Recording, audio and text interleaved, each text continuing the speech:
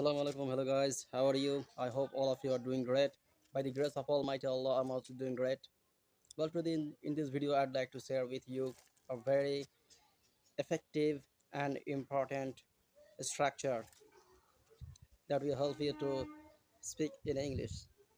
Well, the structure is subject plus be verb plus having plus any kinds of disease name. যেমন ধরুন আমি বলতে চাই আমার এখন মাথা ব্যথা করছে। I am having a headache right now.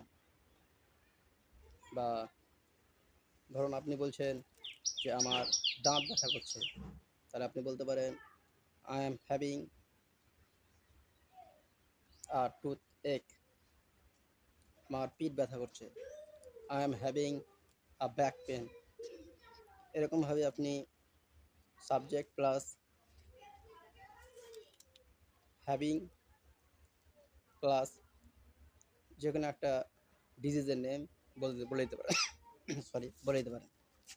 তো এইভাবে যদি আমরা চর্চা করতে থাকি, তো ইনশাল্লাহ একদিন আমরা ইংরেজিতে কথা বলতে সক্ষম হয়ে যাব।